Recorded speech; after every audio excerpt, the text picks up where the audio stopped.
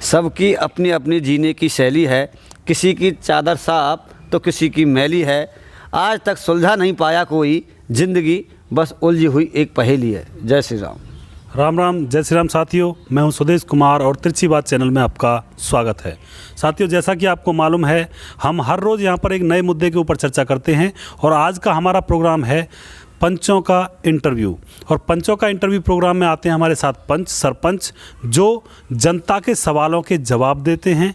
जो भी जनता उनसे सवाल करती है उनके सवालों के जवाब यहाँ पे देते हैं।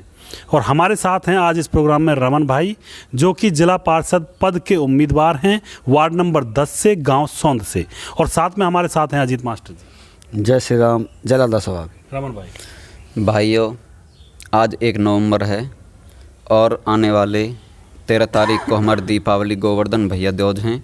इसलिए मैं शुभकामना देने में असमर्थ हूँ, क्योंकि हमारी बहन निकिता को मारा गया। जय श्री राम। बहुत ही बढ़िया, बहुत ही बढ़िया। तो साथियों, अब हम प्रोग्राम को स्टार्ट करते हैं। और यहाँ पे जो हमारे पास जो प्रश्न हैं वो सभी आप लोगों के हैं, जनता के हैं। जो प्रश्न जनता पूछना चाहती है अपने कैंडिडेट से, यानी कि रमन भाई से, वही प्रश्न हमने यहाँ पे अपने पास रखे हुए हैं। हमारे भी 1-2 प्रश्न हैं, बाकी सब आप लोगों के हैं। तो आप लोगों को अपनी हर बात का जवाब इस वीडियो में मिलने वाला है। तो रमन भाई, जैसा कि मैं सभी से सबसे पहला प्रश्न मेरा मैंडेटरी होता है कि आपकी क्वालिफ़िकेशन क्या है, इसके बारे में थोड़ा सा जनता को बताएं। मेरी क्वालिफिकेशन +2 ITI व BA है। तो आपने BA कर रखी है जी। बहुत ही अच्छी बात है। अगला प्रश्न ये है आपसे, आपने राजनीति में क्यों आने की सोची?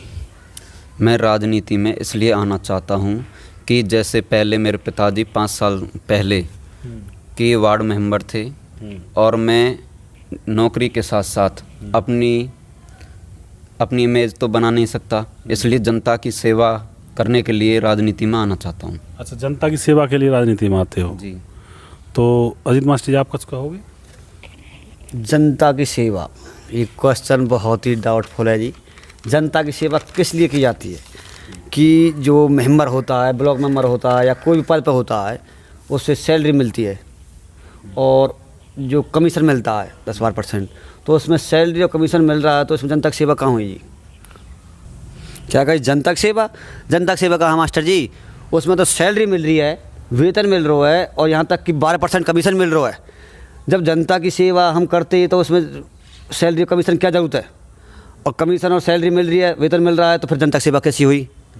जब कोई पंच, मेंबर, कैंडिडेट, जिला पार्षद इलेक्शन से पहले लोगों के पैर छूता है और गरीब हालत में होता है, लेकिन 5 साल इलेक्शन करने के बाद, इलेक्शन जीतने के बाद वो अपनों को भूल जाता है, अभिमान में आ जाता है, उसकी जो घर की कंडीशन है वो बदल जाती है। 5 साल तक चलाई नहीं रुकती है, खेत चिनाई नहीं रुकती है। आप बोलो ना। हाँ, चिनाई, जो मतलब घर की जो मरम्मत होती है, रिपेयरिंग होती है, तो खेत क्यार भी ले लिए जाते हैं, बच्चों की शादी ब्याह कर दिए जाते हैं और यहाँ तक कि धनाढ्य बन जाता है वो। अमीर लोगों में उनकी गिनी जाती है।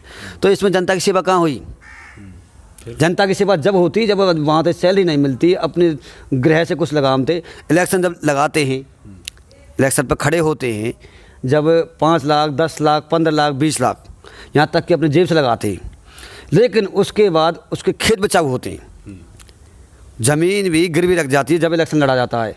लेकिन 5 साल इलेक्शन जीतने के बाद उन पर खेत भी ले लिए जाते हैं, घर भी बन जाते हैं, बेटे लड़कों की शादी भी कर दी जाती है। जब कहाँ गई वो जनता? जब कहाँ गई वो मतलब जनता की सेवा?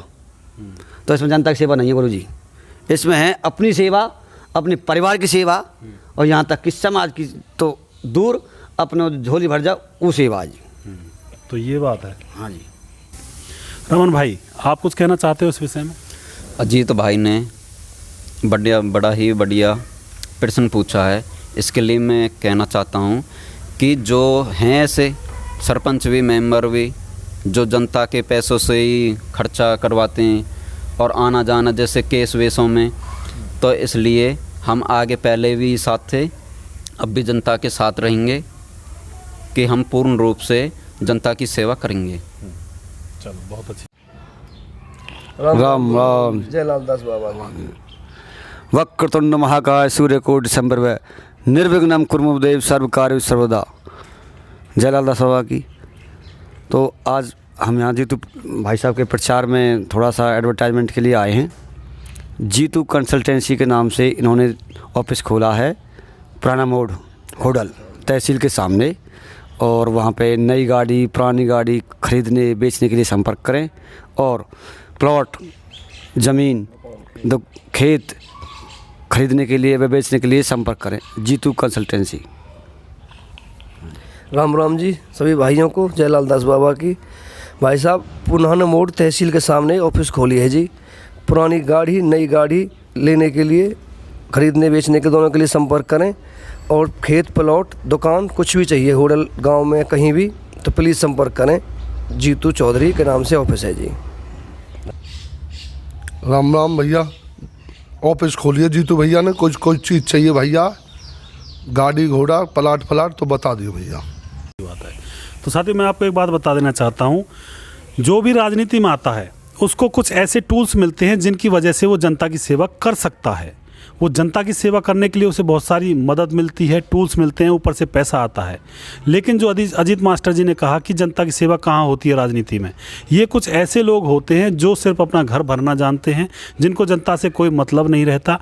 लेकिन असलियत में देखा जाए तो राजनीति में आने पर इंसान को वो सारी पावर मिल जाती है जिसकी वजह से वो जनता की सेवा अच्छी तरीके से और अच्छे ढंग से कर सकता है। लेकिन अगर कोई इंसान इन सारी चीज़ों को भूल ही जाता है तो फिर इसके ऊपर कहा ही क्या जाए।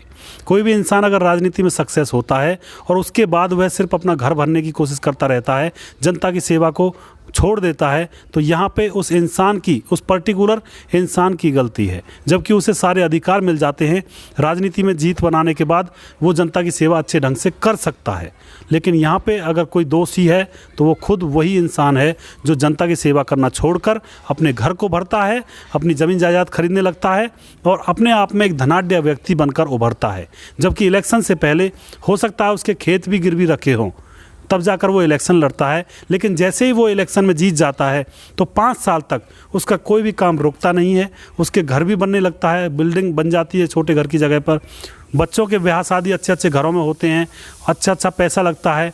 उसके बाद खेत भी खरीदे जाते हैं, प्रॉपर्टी भी बनाई जाती है उन लोगों के द्वारा जो राजनीति में सक्सेस होते हैं। तो यहाँ पर गड़बड़ी राजनीति में नहीं है, गड़बड़ी है सिर्फ उन पर्टिकुलर इंसानों में जो राजनीति का गलत फ़ायदा उठाते हैं। तो साथियों राजनीति ठीक है, एक गटर है, लेकिन उसको साफ़ भी करना चाहिए हमें, गटर को भी साफ़ किया जाता है। तो यहाँ पे गलती सिर्फ और सिर्फ उन इंसानों की है जो राजनीति में आने के बाद जनता की सेवा करने की बजाय सिर्फ अपनी सेवा, अपने परिवार की सेवा, अपनी फैमिली की सेवा करने में लग जाते हैं। अगला प्रश्न है रमन भाई आपसे, आप और लोगों को क्यों मौका नहीं दे रहे जबकि पिछली बार आप 6ठे नंबर पर आए थे? ये लोगों का प्रश्न है आपकी तरफ कि भाई आप अब भी खड़े हो रहे हो जबकि आप 6ठे नंबर पर आए थे पिछली बार, तो और लोगों को आगे बन जाने दीजिए। क्योंकि गांव में से, सौंद गांव में से अगर एक जिला पार्षद खड़ा होता है तो उसकी जीत पक्की है, आपको भी पता है। तो कुछ लोगों का आपके ऊपर आरोप है कि भाई हमें ही बन जाने दीजिए, हम दूसरे नंबर पर थे या पहले नंबर पर थे या तीसरे पर थे, आप क्यों बीच में खड़े हो रहे हो? तो उसके बारे में आप क्या कहना चाहोगे? अगर बस्ती माता गांव ये चाहता है कि एक हो, हम भी इसके लिए सहमत हैं। हम खड़े ना होके बस्ती माता के और समाज के साथ हैं। हम पहले भी न्यूट्रल आदमी थे, जनता ने खूब साथ दिया। हम कैंडिडेट 3 होने के बावजूद भी, मानापट्टी में 3 कैंडिडेट होते हुए भी इतनी वोट आई, और हमारे सामने धर्मेंद्र होते हुए भी, कि अगर वो नहीं होता तो हमारा अलग ही रोटेशन होता।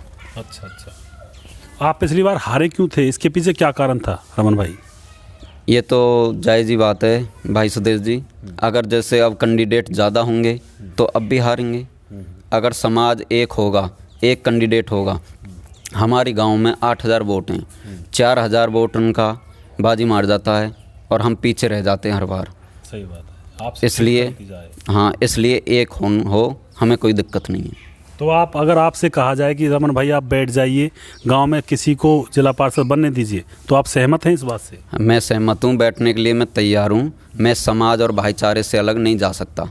अच्छा, और अगर कोई नहीं कहता आपको बैठने के लिए तो फिर क्या डिसीजन होगा आपका? तो भाइयों सीधी बात है, हर कैंडिडेट के साथ तो रहता ही है, बल खड़ा हो या मत हो, एंटी भी होते हैं और खड़ा होने के भी कहते हैं। ऐसे हर कोई नहीं सोचेगा तो फिर हारेंगे सभी। सही बात। इसलिए एक चुने, कोई हमें कोई दिक्कत नहीं है। अगर आप बैठ जाते हो जिला पार्षद पद से तो आप किस जिला पार्षद के फेवर में रहोगे? क्योंकि जनता जानना चाहती है, जो भी लोग आपसे जुड़े हैं वो ये भी तो जानना चाहते होंगे कि अगर रमन भाई बैठते हैं तो वो किस जिला पार्षद के फेवर में हैं, जिससे कि हम उसको ही वोट दें, यानी कि किसको समर्थन दोगे आप? भाइयों सीधी बात है, आप हमारे लिए तैयार हो, दूसरे के लिए जैसे हम किसी में जाएं उसके लिए नहीं हो, तो गांव बस्ती एक चुने, उसके लिए सभी तैयार हैं। अच्छा। जो भी कैंडिडेट है अपने लिए टाइम तो है, जब एक खड़ा होगा उसके लिए टाइम नहीं है क्या? सभी जो कैंडिडेट खड़े हो रहे हैं उस एक कैंडिडेट को जिताने के लिए मेहनत करेंगे और अपनी नौकरी अब छोड़ने के लिए तैयार हैं या टाइम है तो उसके लिए टाइम निकालें गांव बस्ती के लिए। सही बात है, बहुत ही अच्छी बात है। रमन भाई, प्रदीप मास्टर जी का प्रश्न है, प्रदीप मास्टर जो जिला पार्षद पर खड़े हैं, उनका प्रश्न है कि उन्होंने पूछा था आपके पिताजी को, एक बार उनकी गाड़ी में बैठे थे आपके पिताजी, कई साल हो गए, तो आपके पिताजी को पूछा था कि आप खड़े हो रहे हो या नहीं मेंबर उस पे जिला पार्षद पे, तो आपके पिताजी ने कहा था कि नहीं, हम अब की बार खड़े नहीं होंगे क्योंकि हमने पेप्सी की एजेंसी ले ली है, तो हम खड़े नहीं होंगे। फिर भी आप खड़े हो रहे हो, तो वो जवाब मांगना चाहते हैं कि ऐसा क्यों आपने किया, क्या बात रही? प्रदीप मास्टर जी के साथ हम गए थे गाड़ी में, उन्होंने पूछा, हमने मना ये किया कि भैया अभी तो हम खड़े नहीं हो रहे, आने वाला टाइम बताएगा कि हम हों या ना हों। अब जैसे ज़्यादा होंगे तो सभी हारेंगे, तो खड़े होने का क्या फ़ायदा है, और सभी का कैंडिडेट का पैसा लग जाता है। इसलिए अगर एक कैंडिडेट होगा, उनसे खर्चा न करवा के उन रुपये को विकास करवा में गांव में कार्य तो होगा, सही बात। इसलिए मना किया था। अच्छा, इसलिए मना किया था जी।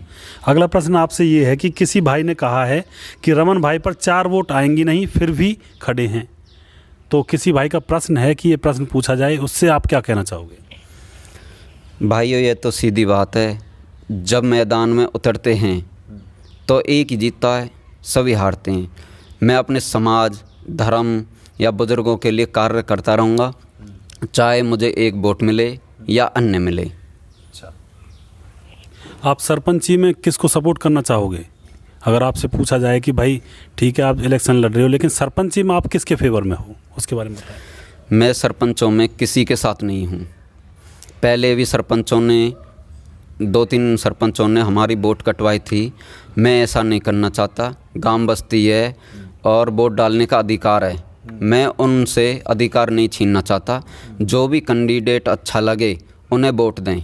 अच्छा, यानी कि आप किसी एक पर्टिकुलर सरपंच के फेवर में नहीं हो? जी, मैं सभी सरपंचों को, जो हमारी वोटें सभी सरपंचों को खुलेआम देना चाहता हूँ। अच्छा, जिससे कि सरपंचों को ये न हो कि मुझे वोट दे रहा है किसी और को दे रहा है। सही बात है। अजीत मास्टर जी। हाँ मास्टर जी, रमन भाई साहब की बात बहुत ही अच्छा है, बढ़िया बात है कि सरपंची लायक मुझे भी कोई आज गांव सोंद में दिखाई नहीं दे रहा है कि जो सरपंची के लिए दावेदार करता हो और सही फैसला लेता हो। हमारे 2 भाई गुजरे थे कुछ दिन पहले, और बिजौकरा मंदिर पर 2 बार मीटिंग भी हुई थी, पंचायत हुई थी, लेकिन कोई सॉल्यूशन नहीं निकला। आज तक भी जो घोषणा हुई थी उनमें से एक पैसा उन भाइयों के पास नहीं पहुंचा। मुझे बहुत दुख है। और अभी तक एक भी पैसा नहीं आया? नहीं, अठन्नी नहीं आई गुरुजी, 50 पैसे नहीं मिले उन्हें। क्या कारण है इसके पीछे? कारण ये पंचों की राजनीति। मैं फिर कह रहा हूँ, हमारे गांव में कोई पंच नहीं है आज, और मेरे सामने जो पंच वोट मांगने आएगा मैं उससे सीधा यही पूछूंगा कि आप पंचगिरी लायक हो या नहीं, मुझे ये बता दो बस। अगर हो तो मेरा इस सवाल का जवाब चाहिए कि उस भाइयों को पैसे क्यों नहीं मिले, क्या कारण था। मास्टर जी, पंच तो हमारे गांव की शान आन बान शान होते हैं। शान बान होते हैं गुरुजी, लेकिन जब कहाँ गए वो, जब उन्होंने चिक्कार के दाड़ करके अलग जा करके मीटिंग बनाई और कहे कि हम फैसला करके ला रहे हैं 3 लाख नहीं 5-5 लाख रुपए मिलेंगे और 1 लाख रुपए मोटरसाइकिल मिलेगा। कहाँ गई वो पंचगिरी, कहाँ गई वो समाज? जो भी काम किया पंचों ने भलाई के लिए ही किया होगा। हाँ जी। कुछ ना कुछ तो भलाई होगी ना गांव की। अगर कुछ भी कर रहे हैं, देखिए समाज हमारा किसके ऊपर टिका हुआ है? पंचों के ऊपर टिका। पंचों के ऊपर, हमारे नेताओं के ऊपर। वो बहुत ही अच्छी तरह से प्रतिनिधित्व करते हैं हमारे समाज का, तो उन्होंने शायद हो सकता है कोई फैसला लिया हो, हाँ जी। वो उनकी समझ में सही हो, हाँ जी। वो जो भी कुछ करवाना चाहते हैं उन भाइयों के लिए गांव के पक्ष में, शायद हो सकता है सही हो, आप गलत हो। तो गुरुजी क्यों नहीं मिले? मुझे ये बताओ कि डाउट किस पे, जो हमारे पास थाली है भोजन की, अगर हम उस थाली को लात मार दें तो इसमें गलती हमारी है कि भोजन की है? गुरुजी हमारे पास 3-3 लाख रुपए आ रहे थे, तो अभी एक भी हाँ पैसा नहीं आया। आठन्नी नहीं आए गुरुजी, 50 पैसे नहीं आए। गलती किसकी? सिर्फ पंचन की। मैं फिर कह रहा हूँ इस बात को, मेरी निगाह में कोई पंच नहीं है। आज जो मेरे पास वोट मांगने आएगा मैं उससे यही क्वेश्चन करूँगा कि भाई मुझे जवाब चाहिए, उस पंचायत का फैसला चाहिए, क्यों नहीं हुआ अब तक। देखिए अजीत मास्टर जी, पंच होते हैं, हाँ जी पंच होते हैं, और उनका फैसला हाँ मैं उनके हाथ जोड़ विनती करता हूँ। पंच सिरोधार्य हैं, सिर पर हैं, लेकिन फैसला अनुचित है। उन भाइयों के पास 50 पैसा नहीं पहुँचा, बस इस बात की गिलानी है मुझे, यही क्वेश्चन है तो मेरा। साथियों मैं भी यहाँ पे कहना चाहता हूँ कि पंच ही होते हैं, जो भी कुछ करेंगे गांव की भलाई के लिए करेंगे। लेकिन ये भी प्रश्न उठता है, और ये आप सभी भाइयों के जहन में भी उठता होगा कि जब उन भाइयों के लिए फेवर में फैसला हो ही गया था, 3 लाख हो या 5 लाख जो भी कुछ है, तो उनको उनका पैसा तो मिलना चाहिए था जो उस फैसले में हुआ था तय, तो वो भी अभी तक नहीं मिला है। तो यहाँ पे थोड़ी सी गलती है, इस गलती को सुधारा जाए, समाज के हित में, राष्ट्र के हित में, देश के हित में काम किए जाएँ। अगर आप अपनी अपनी पेचबंदी निकालने में लगे रहे तो समाज की भलाई कहाँ है, समाज का हित कहाँ है? अगर आप किसी के साथ सपोर्ट नहीं कर पाते हो, किसी के कंधे से कंधा मिलाकर खड़े नहीं हो पाते हो, या छोटी मोटी परेशानियां जो गांव के अंदर होती हैं उनको अच्छी तरह से निष्पक्ष होकर नहीं सुलझा पाते हो, तो फिर आप किस लिए प्रतिनिधित्व का पद चुनते हो? किस बात के प्रतिनिधि हो आप? किस लिए जनता आपको चुने? तो इसलिए मैं आपसे सिर्फ रिक्वेस्ट करना चाहता हूँ, गुजारिश करना चाहता हूँ कि अपने गांव में जो भी समस्याएं हैं उनको टाइम रहते हुए सुलझा लिया जाए, और जो भी परेशानियां हैं उनको अच्छी तरह से उनका निपटारा किया जाए, जिससे कि जनता के मन में भी आपकी छवि बने। तो ये भी थोड़ी सी एक गलत बात है। मैं अजीत मास्टर का पूरा समर्थन नहीं करता हूं, क्योंकि ये थोड़ा सा उखड़ जाते हैं, लेकिन मैं इतना मैं भी कहना चाहूँगा कि अगर उन बच्चों के लिए कोई पैसों की डिमांड हुई थी, यानी कि जो भी पैसे उनके बट में आए थे 3 लाख या 5 लाख, तो उनको अब तक मिल जाने चाहिए थे। अभी क्या देरी है इसमें जो उनको पैसे अभी तक नहीं मिल पाए हैं? तो ये भी थोड़ी सी जायज़ बात है, इसको भी थोड़ा सा समझा जाए। सभी पंच इकट्ठे होकर अपने मतभेद को मिटाकर इस रणभूमि में, इस क्षेत्र में आएँ और जनता की भलाई के लिए सोचें, ना कि अपनी भलाई के लिए सोचें, ना कि अपने सम्मान के लिए सोचें, ना कि अपने सम्मान के लिए जनता का नुकसान करें। तो ये हमारी आपसे सिर्फ और सिर्फ गुजारिश है। करोगे तो आप अपने मन की, हम तो सिर्फ आपसे रिक्वेस्ट और प्रार्थना ही कर सकते हैं कि गांव की भलाई के लिए सोचा जाए, अपने मतलब को ना निकाल कर गाँव के लोगों की भलाई के लिए सोचा जाए। तो इस विषय में मैं यही कहना चाहूँगा। और रही बात अजीत मास्टर जी की, ये थोड़ा सा उखड़ जाते हैं, इनकी तरफ से मैं आपसे क्षमा प्रार्थी हूँ। अगला प्रश्न है रमन भाई, आप शिवसेना के अध्यक्ष बने हो तो आपने अब तक क्या किया है, इस विषय में बताएं। मैं शिवसेना में अध्यक्ष लॉकडाउन में बना था, तो लॉकडाउन की वजह से दिक्कत आई थी। तो उससे भी पहले मैं जैसे सेना में नहीं था, इससे पहले हमारे गांव में तो एक बस गई थी रामलीला मैदान में दिल्ली राम मंदिर के लिए, उसमें भी मैंने भाग दौड़ करी थी। और अब भी कल जैसे मीटिंग हुई थी हमारे पलवल में, सर्व समाज इकट्ठे हुए, 36 बरादरियाँ इकट्ठी हुई, उसमें हमारे शिवसेना आए या देवसेना से आए, सभी युवा साथी, पंच, सरपंच, सब तरीक़ा से आए थे। तो उसमें भी मैं गया था। गांव से हम 2 गए थे, एक मैं और एक गया था भाई अमित भाई। और गांव बस्ती में वोट मांगने के लिए आ जाते हैं कैंडिडेट, उनका भी तो फर्ज बनता है आने के लिए। गांव बस्ती में एक भी नहीं गया, ये हमारे शर्म की बात है। हमारा समाज हमारे लिए ही कुछ एंटी निकालता है, एक दूसरे की टांग खींचता रहता है। हम एकजुट जब तक नहीं होंगे, कटेंगे, मरेंगे। सही बात है।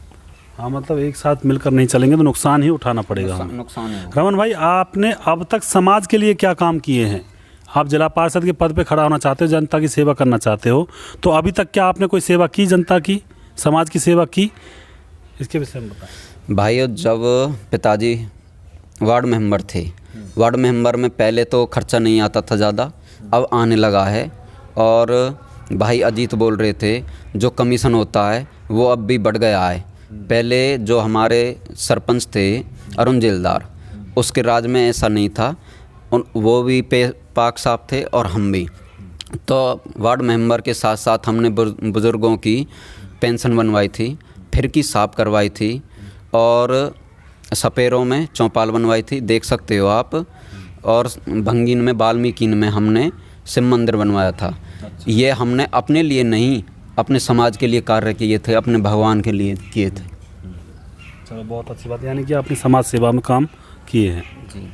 अगला प्रश्न आपसे ये है, किसी ने कहा है कि रमन भाई का वजूद हल्का है। रमन भाई का वजूद हल्का है यानी कि स्टैंडर्ड लो है जिला पार्षद पद के इलेक्शन के लिए। इसके विषय में आप उस भाई से क्या कहना चाहोगे?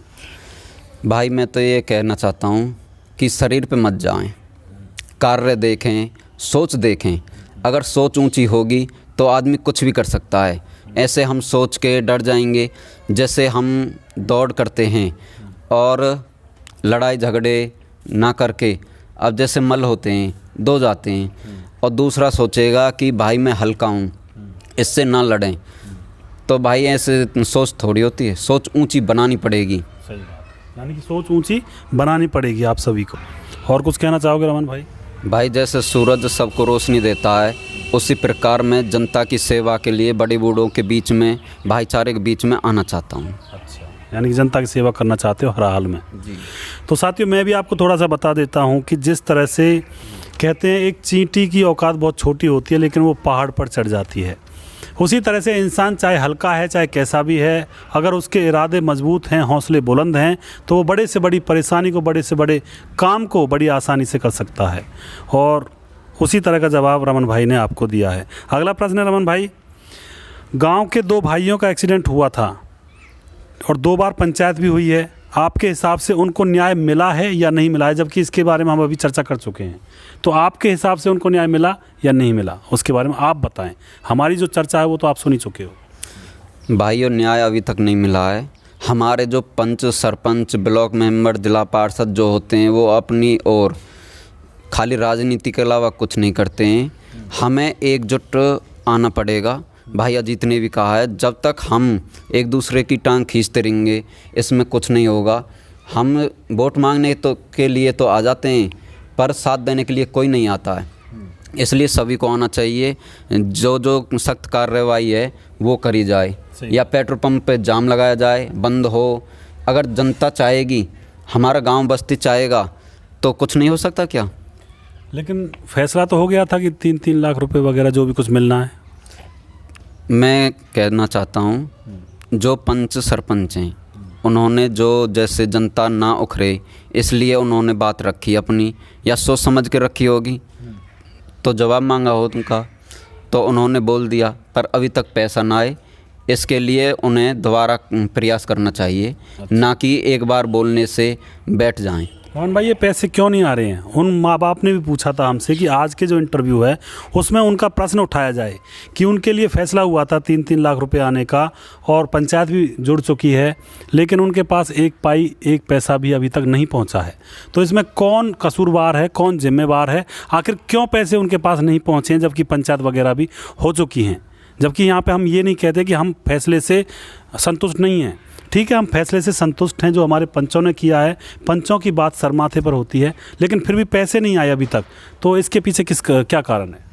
भाइयों, किसी को हम जिम्मेदार नहीं कह सकते, हम खुद जिम्मेदार हैं इसमें। अगर हम दोबारा प्रयास नहीं करेंगे, नहीं जाएंगे, पूछेंगे नहीं, कुछ नहीं हो सकता। हम किसी का बालक चला जाता है और नेता पहुंच जाते हैं कि कमीशन खाने के लिए, वो कमीशन ना खा के और पंचायत में बुलाया जाए उसको, पेट्रोल पंप मालिक को, और इसमें रुपये देने की कृपा करें। सही बात है। हाँ, हम भी साथ हैं। बिल्कुल, उनका हक उन्हें कम से कम मिलना चाहिए। बालक तो नहीं आ सकता, पर हक तो आ सकता है। तो आ सकता है।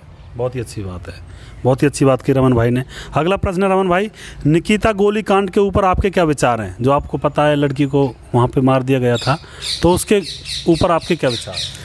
हमारी बहन निकिता को सरेआम गोली मारी गई, तो ये पाक साफ दिख रहा है। फुटेज भी आ चुकी हैं। जब आ चुकी हैं तो आरोपी को गोली या फांसी का ऑर्डर क्यों नहीं दे सकती सरकार? जब जुनैद मारा गया उसको मुआवजा दिया गया, और सरकारी नौकरी और हिंदू धर्म के लिए कुछ नहीं है। तो मैं तो यही कहना चाहता हूँ अगर सरकार सही निर्णय ले तो ठीक है, वरना हम भगत सिंह और महाराजा सूरजमल बनने के लिए तैयार हैं। यानी कि सरकार को कदम उठाने चाहिए जी। ये आपकी अपील है सरकार से, बहुत ही अच्छी अपील है। और साथियों मैं भी कहना चाहता हूँ कि निकिता के साथ बहुत बुरा हुआ और उसको न्याय मिलना चाहिए। जब सारी चीज़ें आपके साथ समक्ष हैं, स्पष्ट दिखाई दे रही हैं, तो उसको न्याय मिलना चाहिए। और भाइयों एक बात और है, जब आरोपी और बलात्कारी खुलेआम हथियार रख सकता है और हमारी बहन बेटियों पे जुल्म कर सकता है, तो हम लाइसेंस का हथियार नहीं रख सकते क्या? इसलिए कोठी गाड़ी के बजाय हम हथियार भी रखना चालू कर दें। अच्छा, मतलब अपनी सुरक्षा के लिए कुछ ना कुछ ऐसा होना चाहिए जिससे कि तो बस में काम नहीं है, कोई अपराधी डरे, कोई अपराध करने से पहले डरे। जी। तो ये भी बात सही है बिल्कुल भी, कि अगर कोई ऐसा हथियार का प्रावधान कर दिया जाता है लड़कियों के साथ, तो अपराधी अपराध करने से डरे कि कहीं बात उल्टी ना पड़ जाए। तो ये भी सही बात है। अगला प्रश्न है रमन भाई, अगर आप बनते हो तो क्या विकास कार्य करोगे गांव के लिए, और जो आपका क्षेत्र है उस क्षेत्र के लिए आप क्या क्या विकास कार्य करोगे? भाइयों पहले तो समाज बस्ती माता जिला पार्षद एक चुने और उनसे ना खर्चा न करवा के 5 लाख रुपए ले लें। 5 लाख रुपए जिला पार्षद पे से लें और जो जितने भी सरपंच खड़े हैं उनसे 1-1 लाख रुपए लें और उन रुपयों को जो हमारे लालदास बाबा मंदिर है उसके पास ज़मीन है, वो भगत जी महाराज जी की तो है ही नहीं, गांव बस्ती माता की है, उसमें एक पार्क बनवाएं जिससे हमारे युवा साथी दौड़ कर सकें, व्यायाम कर सकें रोड पे, जिससे न मरें। और उसमें जो भी अन्य हमारे सभी समाज के लोग हैं, चाहे वो कोई सी भी कास्ट का है, उसमें हमारी लड़कियों का शादी हो सके। सही बात है, निःशुल्क। सही बात है। और उसके बाद अगला प्रश्न ये है रमन भाई और क्या कहना चाहोगे इस विषय में? भाइयों सरपंचों का काम रास्ते, बिजली, पानी, अन्य कार्यों के लिए है। जो जिला पार्षद होते हैं वो हमें आने वाले जैसे स्टेडियम है, पार्क है, वो बनवा सकते हैं और इसमें हमारी भागीदारी। एक बात बताओ भाइयों, सरपंच कब्रिस्तान के लिए प्रस्ताव पास करवा सकता है, हमारी गौ माता पार्क के लिए नहीं करवा सकता क्या? और जो हमारे अन्य जो हमारे हिंदू समाज के संगठन बने हुए हैं जैसे गोरक्षक दल है, वो दिन रातों मेहनत करते रहते हैं और मरते रहते हैं। हमारा भी कर्तव्य बनता है कुछ करने के लिए कि जैसे मेंबर 3 हो जाते हैं खड़े, तो तीनों से 10-10 हज़ार रुपये लिए जाएं, खर्चा नहीं करवाएं। जैसे दारू वारू उनसा तो 1 दिन 2 दिन पी लेंगे, उसके बाद क्या करेंगे? उनसे रुपए लेके हम लोहे के गेट चढ़वाएं हर गली पे, जिससे कि आने वाले गौ माता भी रात को न चुरें और हमारी जो आम चोरी है सभी ट्रैक्टर वैक्टर मोटरसाइकिल जो भी कुछ है वो भी रुक सके। और जो हमारे कबाड़े वाले और व्यापारी हैं उन्हें डेली अनुमति ना दे के खाली संडे की अनुमति दें, जो रविवार के सभी की छुट्टी होती है और रविवार को सभी आएँ। अगर जैसे हम नौकरी पे चले जाते हैं, गांव में आते हैं व्यापारी और वो जिहाद का शिकार बनाने के लिए खूब प्रयास करते हैं, इसलिए खाली रविवार को अनुमति प्रदान करें। अच्छा, जय लालदास बाबा, जय श्री राम। यार ये तो बहुत अच्छी बात है कि ये गेट लगा दी जाए गांव में, और गेट लगाएंगे तो फिर गौ माता चुरेंगी नहीं जब गेट लगा दिए जाएंगे नहीं कोई टाइम टू टाइम। नहीं, बाहर के आदमी की एंट्री होगी। ये तो सोचने वाली बात है साथियों, ये बहुत अच्छी बात की रमन भाई ने कि अगर गेट लगा दिए जाते हैं गांव के मतलब मेन रास्तों पर तो बहुत फ़र्क पड़ेगा। गौ माता को जैसे चुरा लिया जाता है तो उसमें बहुत फ़र्क पड़ेगा। बहुत अच्छी बात रमन, हम सहमत हैं इस बात से। एक बात और कहना चाहता हूँ, अगर जैसे गांव बस्ती न्यों कहते हैं ना, बनने से पहले वो कुछ करते हैं, न्यों करते हैं या पहले बोलते हैं, मैं पहले ही कहना चाहता हूँ जैसे जिला पार्षद का उम्मीदवार कैंडिडेट एक होगा, उनके रुपये इनसे पार्क वार्क बनवाएं लेके, खर्चा न करवा के। और मैं समाज सेवा के लिए अपने वार्ड मेंबर से दोबारा खड़ा हूँगा। अगर जिला पार्षद में एक चुनते हो गांव बस्ती, मैं उनके साथ हूँ, मैं कहीं नहीं जाऊँगा, गांव बस्ती से बड़ा कोई नहीं है। मैं वार्ड मेंबर बनूँगा और सबसे पहले मैं गेट की स्थापना मैं करूँगा अपने गली पे। अच्छा, बहुत ही अच्छी बात है, बहुत ही नेक विचार है रमन भाई के। और युवा खिलाड़ियों के लिए आप क्या करना चाहोगे? क्योंकि युवा प्रतिभा को जगह नहीं मिल पाती है कई बार। युवा जो खिलाड़ी हैं, कबड्डी के प्लेयर हैं, कुश्ती के हैं, उनको मौका नहीं मिल पाता। आप उस विषय में क्या प्रयास करोगे अगर आप जिला पार्षद बनते हो तो? भाई जिला पार्षद बनते ही मैंने पहले भी कहा है कि जिला पार्षद में पहले तो खर्चा जो जितना हो जाता है, अब एक बात मानो, जैसे मैं 3 बार खड़ा हूँगा तो 5-5 लाख रुपए तो 15 लाख खर्च हो गए। तो विकास के लिए जो भी, मैं क्यों नहीं हूँ, मैं अपने घर गिरवी को, खेत को धरता हूँ, तो 15 की वटकी 25 लूँगा। मैं किसी की तुलना नहीं कर रहा, मैं अपने आप पे ले रहा हूँ, जिससे कि खर्चा को न करवाएं और उन रुपये से विकास करवाएं गांव में। सभी कैंडिडेट जो सरपंच है, ब्लॉक मेंबर, जिला पार्षद, सभी इनसे पैसे लेके अपना विकास करवाएं कि दारू बिल्कुल ना पिएं। Very good. हमारा समाज इसमें बिगड़ रहा है दारू से। वेरी गुड, बहुत अच्छी बात कही रमन भाई ने सीधा इशारा किया है कि जो भी इलेक्शन लड़ता है, वो इलेक्शन लड़ता है तो उसमें पैसे खर्च करता है, अपने खेत को गिरवी रखता है, घर को गिरवी रखता है। उसके बाद जब वो बन जाता है तो क्या वो कसर बाकी छोड़ेगा? वो ब्याज समेत बदला लेगा, जैसा कि अजीत मास्टर जी ने कहा था। तो इसीलिए रमन भाई ने अनुरोध किया आप सभी से कि इलेक्शन में पैसे खर्च ना किए जाएं, और जनता से भी इन्होंने अनुरोध किया है कि इलेक्शन में अपने कैंडिडेट से खर्चा ना करवाया जाए, क्योंकि आप अगर खर्चा करवाते हो तो आप ही के आने वाले दिन गड्ढे में जाने वाले हैं, क्योंकि वो छोड़ेगा नहीं, बख्शेगा नहीं। जो पैसे वो खर्च करेगा इलेक्शन में, उनसे भी 10 गुना ज़्यादा निकालेगा प्लस ब्याज। तो ये बहुत ज़रूरी है कि आपको थोड़ा सा समझना होगा, जनता को समझना होगा, किसी का ना खाएं, और कैंडिडेट को समझना होगा, किसी को भी ना खिलाएं, जिससे कि जब ऊपर से ग्रांट आए बनने के बाद तो जनता का पैसा सीधा जनता के हाथों में सौंपा जाए। हाँ, रमन भाई साहब ने की कि कुछ पैसे जमा किए जाएं, सरपंचों से 1-1 लाख रुपए और जिला पार्षद से 5-5 लाख रुपए और ब्लॉक मेंबरों से 10-10 हज़ार रुपये। तो गुरुजी, मैं आपसे फिर कह रहा हूँ, बार कह रहा हूँ, कोई 50 पैसा जमा नहीं करेगा, कोई 50 पैसा जमा नहीं करेगा। और मैं भी एक ब्लॉक मेंबर हूँ जो वार्ड नंबर 77 के लिए दावेदार कर रहा हूँ। तो मैं भी ये बात सोच रहा हूँ कि ये काम होना चाहिए, और हम सबसे आगे हैं देने के लिए, आपके ऑफिस पे जमा कर दी जाएंगे। सही बात है, उनको मतलब इकट्ठा करके। भाइयों, अजीत भाई ने पूछा है प्रश्न, मैं इसका जवाब देना चाहता हूँ। जैसे कि हमारी पंचायत है, पंचायत इकट्ठी हो लालदास मंदिर पे, किसी की खाली घर में या कहीं नहीं हो, सबका है लालदास मंदिर पे इकट्ठे हों, और वहाँ सबके सामने एक कैंडिडेट को चुनें और उनसे पहले ही चेक ले लें। जो एक कैंडिडेट जिला पार्षद का होगा उनसे चेक ले लें। एक कैंडिडेट होगा, अगर 5 होंगे, हम 5-5 लाख रुपए उठाते हैं, तो इसलिए अगर एक होगा वो 5 लाख रुपए देने के लिए तैयार है। गांव बस्ती सब लगेगी और उनसे खर्चा नहीं करवाएगी, तो 5 लाख रुपए सब दे देंगे। हाँ, सही बात है। तो अंत में रमन भाई, आप अपनी प्यारी जनता से क्या कहना चाहोगे? आपका संदेश क्या जनता के प्रति?